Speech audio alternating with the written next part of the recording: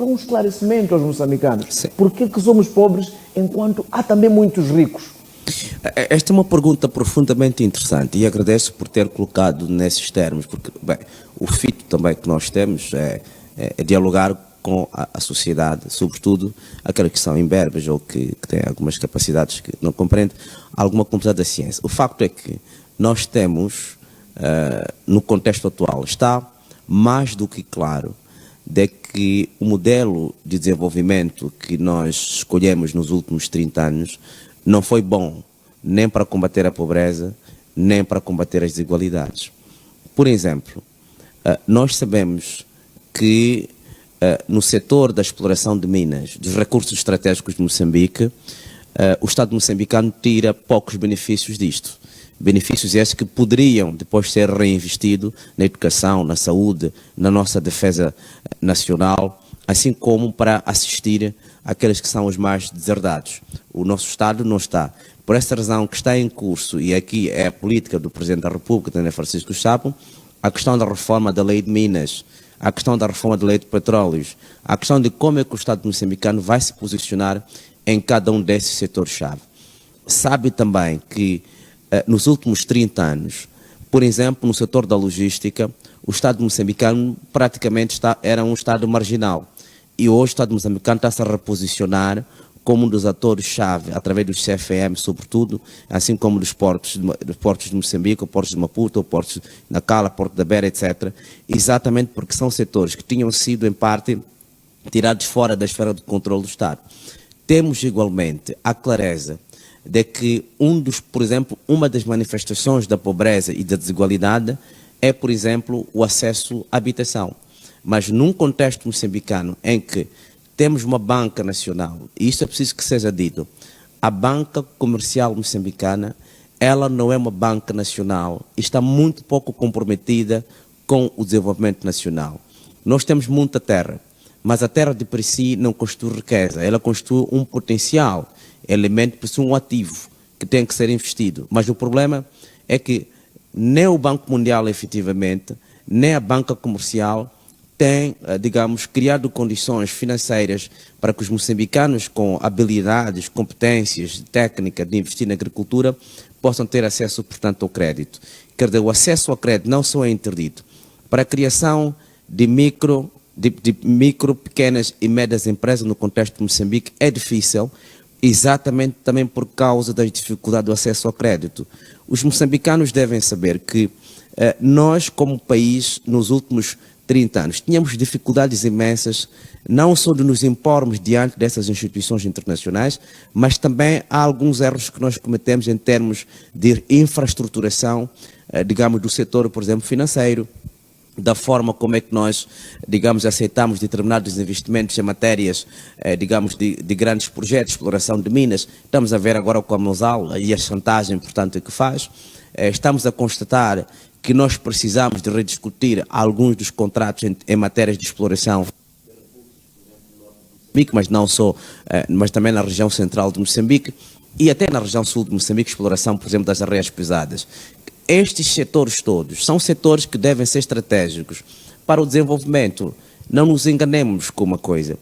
Os próprios países ocidentais que defendem a ideia da liberalização excessiva das economias, da redução do Estado, fala-se downsizing, reduzir o Estado o máximo possível e dar mais primazia, digamos, ao privado. Estes países desenvolveram-se exatamente fazendo o contrário, protegendo mais as suas economias, intervindo mais nas suas economias, incitando mais as suas economias. E como é que nós fazemos isto no contexto de Moçambique? Temos que ter um Estado forte que vai ser capaz de, por um lado, recusar-se à ideia simplificada, dizer que Moçambique tem muitos funcionários. Uma das formas de corrigir desigualdades é recrutar gente para trabalhar no aparelho do Estado. E como é que se faz isto? É preciso que o Estado tenha capacidade económica e financeira para não entrar numa situação de insolvência, para garantir que o recrutamento não só melhore a prestação de serviços, mas também melhora os níveis de eficiência do mesmo Estado. Mas isto tem que ter recursos financeiros. Só que o problema é que, na situação em que nós nos encontramos, é muito complicado termos capacidades financeiras se nos estão a pressionar para reduzirmos não só a nossa capacidade de investimento, que já estamos em falta já faz algum tempo, mas também os níveis de repensar a própria infraestrutura do Estado. E aqui entra uma outra dimensão que é profundamente crítica. Nós temos que entrar para uma fase em que os níveis de soberania nacional, e essa é a visão do Presidente da República, o Presidente Daniel Francisco Chapo, que é fortificar a nossa soberania. Independência econômica é dizer que nós, como Estado moçambicano, tal como ele tem definido, temos que estar presentes no setor-chave. Romeu, não se vai financiar a educação com um Estado fraco, não se vai financiar a defesa nacional, que é um aspecto central e crucial, com um Estado fraco, não se vai financiar o setor da saúde com um Estado não desenvolvimentista, não se vai financiar. Agora, por exemplo, estamos aproximadamente 1 bilhão de meticais para financiar o FIDEL, que é para apoiar, digamos, jovens, mulheres e outros, portanto, grupos populacionais no setor, portanto, dos diferentes aspectos já pré-definidos no próprio FIDEL. Esse dinheiro, obviamente, que é profundamente importante. Estava aqui a ser feita referência, nós tivemos os 7 milhões, que tiveram um impacto muito positivo ao nível das zonas distritais. Mesmo na Índia já se fez investimentos que não tiveram retorno financeiro, mas impactaram nos processos de avanço e desenvolvimento. Então nós temos que pensar desenvolvimento a partir da nossa própria realidade, a partir das nossas próprias prioridades, a partir da forma como é que nós definimos, portanto, estas funções. Obviamente, há muita gente no contexto de Moçambique, por razões que eu não compreendo, ou por razões de alguma estultícia intelectual, não conseguem perceber que o grande problema dos últimos anos foi porque o capital internacional pode ter-se aliado com determinados grupos nacionais para enfraquecer a nossa economia. Por exemplo, uma espécie de assassinos económicos e com articulações nacionais. Por exemplo, quando se discute a questão, seja aquilo que a gente chama, sejam unionistas, sejam cartéis, que estão nos diferentes setores da nossa economia. Esses setores que estão nos diferentes campos da nossa economia estão articulados com o grande capital. E, obviamente, essa articulação com o grande capital, ele vai prejudicar os interesses nacionais. Há indivíduos que têm, por exemplo, uma mina. Ele, por exemplo, adquire, portanto, o direito de exploração de uma mina, mas ele não tem capital. E este indivíduo, ao invés de contribuir efetivamente para a promoção do desenvolvimento nacional, ele torna-se parte do problema do desenvolvimento nacional, mas é aliança com o grande capital. O grande capital não está interessado no desenvolvimento de Moçambique, nem no desenvolvimento de Moçambique, nem na fortificação do Estado moçambicano, nem na nossa segurança, nem em termos de melhores escolas. E eu vou terminar dizendo uma coisa.